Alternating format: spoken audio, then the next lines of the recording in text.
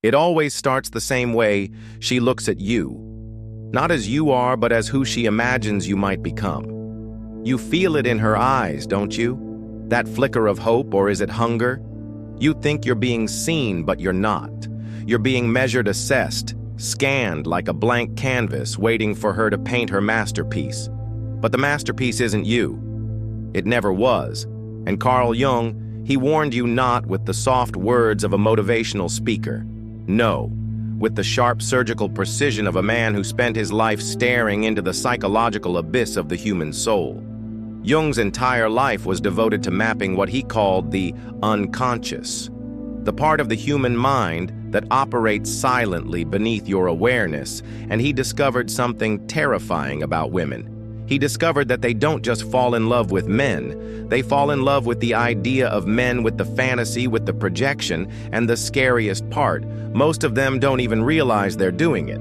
You might think she's choosing you, but what she's actually choosing is the version of you she's created in her own mind. A psychological puppet who exists to play a role in her private movie, and when you stop fitting the script, she changes the actor, not the story. Jung called this projection the animus, the inner masculine image that lives inside every woman. And when that animus is immature, undeveloped, or unchecked, it becomes a tyrant. It becomes the unseen force that makes women chase dangerous men and reject good ones. It makes them argue without reason, dominate without wisdom, and moralize without accountability. Jung didn't sugarcoat this.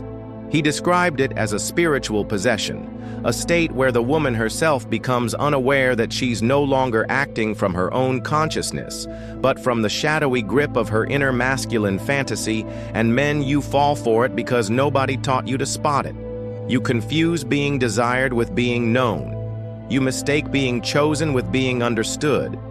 You believe her words when she says you're different, when in reality, you're just the latest face she's cast to fulfill a role she's been rehearsing since she was a child, and when the fantasy collapses, when the mask slips, you're left confused, betrayed, and humiliated, wondering what you did wrong, but you didn't do anything wrong. You just stopped being a convincing actor in someone else's play. Jung warned that the only way out of this psychological theater is through what he called individuation, the lifelong process of becoming whole within yourself. And here's the uncomfortable truth. Most men never start that journey. You've been trained to chase approval, to seek validation, to let women define your worth. And as long as you do, you'll keep playing the same role over and over again, getting replaced every time the audience gets bored.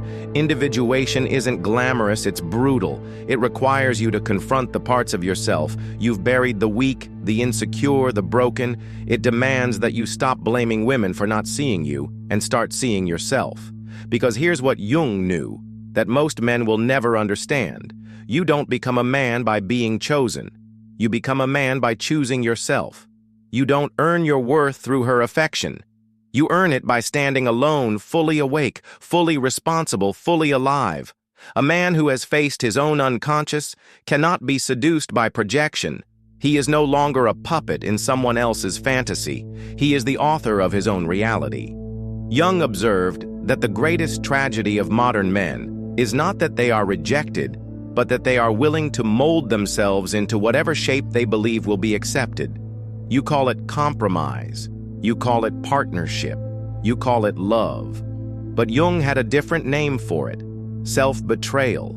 He warned that men who ignore their own psychic development become slaves to the feminine projection, bending themselves like wet clay into the shapes demanded by women who don't even know their own true desires.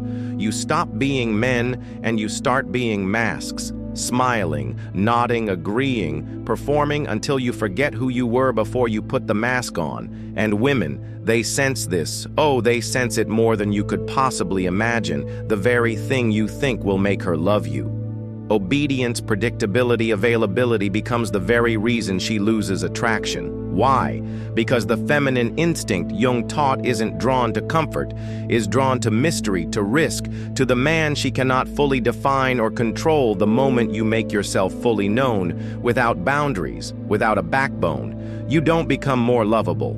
You become invisible, disposable, replaceable. And yet here's the paradox that keeps most men enslaved. You fear being alone more than you fear being fake. You'd rather lose yourself than lose her. You'd rather live in a role than face the terror of standing without applause. But Jung taught that until a man embraces that solitude, he will never be free. He wrote that individuation is a path not for the faint-hearted, because it requires you to die before you die, to let the false versions of yourself burn, so that something real can finally emerge. But let me tell you something that nobody wants to say out loud. Individuation is lonely, terrifyingly lonely, because as you walk that path, you begin to see things you cannot unsee. You begin to recognize the games. People play the masks. They wear the lies they tell themselves just to feel safe. And when you try to share what you see, they mock you. They call you cold, arrogant, too serious. They accuse you of being the problem, but you're not the problem. You're the mirror, and people hate the mirror when it shows them something they don't want to face. Jung knew this well. He spent decades studying patients who were terrified to confront their own shadow, the dark, rejected parts of their psyche they refused to acknowledge. And women, Jung warned, are often raised in cultures that reward them for avoiding that confrontation. They are told they are pure, emotional, intuitive, and complete just as they are, but Jung didn't buy it. He wrote that the greatest danger to women was their unconscious animus, the voice inside them that speaks with false certainty, false authority, and false moral superiority. He warned that if a woman does not face and integrate this inner masculine force, she becomes a prisoner of it, projecting it onto every man she meets, blaming them for the very war she refuses to fight within herself. And here you are thinking you're her savior, thinking you'll be the exception, thinking that if you just love her hard enough, prove yourself loud enough, perform well enough, she'll finally choose you for you. But that's not how projection works. Jung taught that projection is a thief. It steals reality and replaces it with illusion. And until both men and women wake up from that illusion, they are destined to repeat the same tragedy over and over again, each one blaming the other, never realizing they're both dancing with shadows. And here lies the most ironic twist of all: the woman who once saw you as her hero will one day see you as her enemy, not because you changed, but because you failed to fulfill the fantasy she cast on you, and she won't even realize she's doing it. Jung called this psychological betrayal, inevitable when neither party takes responsibility for their own inner world. You didn't lie to her. You didn't betray her. You simply disappointed the invisible character she invented in her unconscious mind. You were never him to begin with, and that's why she resents you, not for your flaws, but for failing to live up to the myth she never told you. You were hired to play. Jung once said, "People will do anything, no matter how absurd, to avoid facing their own souls." And nowhere is this more true than in romantic relationships. Both men and women enter them not as whole individuals, but as walking projections, dragging their unlived fears, unmet needs, and unresolved childhood wounds into the arms of another person they barely understand. You call it love. Jung called it possession. And like a man hypnotized, you keep walking into the trap thinking this time it will be different, but it never is, because you have not yet asked the most terrifying question. A man can ask himself, what if I am the one responsible for this pattern? You want to blame women. You want to call them manipulative, deceptive, shallow. But Jung would look you in the eye and ask, and why did you let yourself be chosen by that woman in the first place? You see, the man who refuses to confront his own feminine inner world is destined to be a slave to hers. You are not a victim. You are a volunteer. You chose to play the fool. You chose to be the actor in her private myth. Because facing your own emptiness, your own lack of wholeness, was far more terrifying than playing a part in someone else's fantasy. And here's where most of you will stop listening, because this is where the comfort ends and the responsibility begins. Jung didn't offer cheap solutions. He didn't give you 3 steps to alpha male greatness. He gave you the brutal, lifelong task of self-confrontation, of sitting alone in the silence of your own mind until the illusions start to crack, until the voice in your head that says you're nothing without her begins to die. And make no mistake, that voice will fight for its life. It will tell you that you need her, that you are incomplete without her, that no man can live without feminine validation. But Jung's work whispers something more dangerous. It whispers that the man who can stand without her, without approval, without applause, without being needed, is the man who is finally free. Free from projection, free from performance, free from the tyranny of living as someone else's idea of a man. And when you reach that place, you don't become cold or distant. You become real. You become rooted, grounded, fully alive in your own skin. And that is when, paradoxically, women will feel the most drawn to you. Not because you need them, but because you don't. And you'll smile. Not because you're heartless, but because you finally understand. You understand that she is on her own journey too, that she must face her own animus, that she must wake from her own illusions, and you can't do that work for her. You can't save her from herself. You can only do what Jung did. You can walk your own path so fearlessly that you become a living mirror, reflecting the truth back to everyone who dares to look. Most will turn away, but a rare few will thank you for it. And that, my friend, is the difference between being loved for the role you play and being respected for the man you've become. And when that moment comes, when you finally realize you don't need to perform anymore, you'll start to notice something strange. You'll notice how uncomfortable people become around you. They'll sense it, even if they can't name it. The weight of your presence will unsettle them because you no longer fit into the predictable categories they use to feel safe. Jung warned that the individuated man is not welcomed by society. He is feared, misunderstood, labeled as distant or arrogant. But the truth is far more threatening. You have simply become untouchable, unbuyable, unmanipulable, because you see through the game. And here's where it gets funny. The very people who once begged for your attention, your validation, your approval, they'll begin to resent you for not needing theirs. Women, especially those still possessed by the fantasy of the perfect man, will accuse you of being emotionally unavailable. They'll say you're too much in your head, too analytical, too distant. But what they really mean is that they can no longer control you. You've stepped off the stage. You've stopped reading from their script. And without that script, they don't know what to do with you, because you've stopped being a character and started being a man. Jung once joked that the gods have become diseases, that what ancient cultures used to call divine possession, modern psychology calls neurosis. And make no mistake, men chasing validation are the most spiritually sick of all. You think you're being romantic when you say things like, "I'd do anything for her," or "She's my everything." But Jung would shake his head and tell you that what you call love is actually a refusal to carry your own soul. It's easier to project it onto a woman and make her the carrier of your hope, your meaning, your purpose. Because if she carries it, you don't have to. But here's the brutal twist: when she realizes she was never designed to carry your soul, she will drop it. She must drop it, because no woman, no matter how loving, can hold the weight of a man who refuses to hold himself. And when she drops it, you'll feel betrayed, but you shouldn't. You should thank her, because in that moment when the illusion collapses, you finally stand face to face with the truth. That the work of becoming a man was never hers to do. It was always yours, and in that raw moment of clarity, you have 2 choices. You can blame her. You can become bitter. You can join the angry chorus of men who point their fingers at women, mocking them, resenting them, swearing them off like cowards who never dared to face their own emptiness.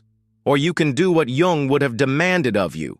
You can turn inward. You can start the lonely, terrifying, liberating work of individuating, of becoming whole without needing someone else to complete you. Because the truth is, the woman you're searching for out there, she's a reflection of the part of yourself you've abandoned until you face that part. Every relationship will be a performance, every connection, a transaction, every love a lie. But when you do face it, when you integrate your own inner feminine, you become a man who no longer needs to chase women. You don't run after them. You don't manipulate them. You don't perform for them. You stand still, fully rooted in who you are, and from that place, something miraculous happens. You no longer attract women who want a character. You attract women who want the truth, and you'll know it when it happens, because she won't demand that you perform. She won't try to change your script. She won't fall in love with the fantasy of you. She'll stand before you raw and real, not as a goddess looking for worship, but as a human being willing to walk her own path beside you. No masks, no projections, no games. And when you meet her, the real her, not the fantasy, you'll see the difference instantly. She won't flood you with grand declarations. She won't treat you like the missing piece of her puzzle. She won't seduce you with the language of completion, because she isn't looking to be completed. She isn't looking to be saved. She's done the work. She's met her own shadow. She's confronted her own animus. She's burned through her own illusions. And that's why she won't need you to perform. She won't need you to carry her soul. She'll stand there holding herself, looking you in the eye. Not as a man she wants to mold, but as a man she is finally ready to meet. And in that meeting there is no desperation. There is no clinging. There is no performance. There is only truth, and that truth Jung taught is the rarest and most dangerous kind of love, the kind that demands nothing but offers everything, because it is not born of need. It is born of freedom. Freedom to choose. Freedom to walk away. Freedom to stand together without illusions, without masks, without fear. But let me warn you, most of you will never experience this, because most of you will quit before you get there. You'll settle for the performance. You'll settle for the fantasy. You'll settle for the temporary thrill of being seen as someone you are not, because facing who you truly are still feels unbearable.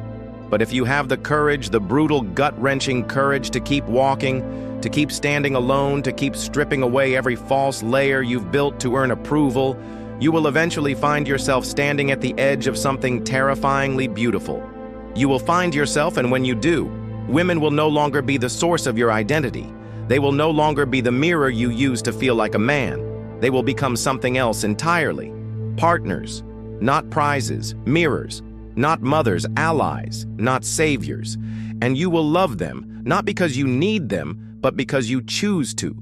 From a place of strength, from a place of wholeness, from a place that knows without apology who you are. Carl Jung didn't leave you a map to follow. He left you a warning that every man who refuses to confront himself will become a slave to the projections of others, especially the projections of women. But he also left you a challenge to walk the path of individuation, to stop blaming women for the roles you volunteer to play, to stop seeking wholeness in someone else's eyes, to stop waiting to be chosen, because the man who chooses himself fully, unapologetically, relentlessly, is the man who cannot be controlled by fantasy. He cannot be seduced by performance. He cannot be reduced to a character in someone else's script. He becomes the author of his own life, and if you've made it this far, if you felt this message hit somewhere deep inside, you don't just scroll away. Don't let this be another thing you consume and forget. Take a moment right now to like this video, share it with another man who needs to hear the truth, and subscribe for more. Your support isn't just for us. It's for the next man who's still living in the illusion, waiting to be set free. Help us spread this message. Help us wake up the world, one man at a time.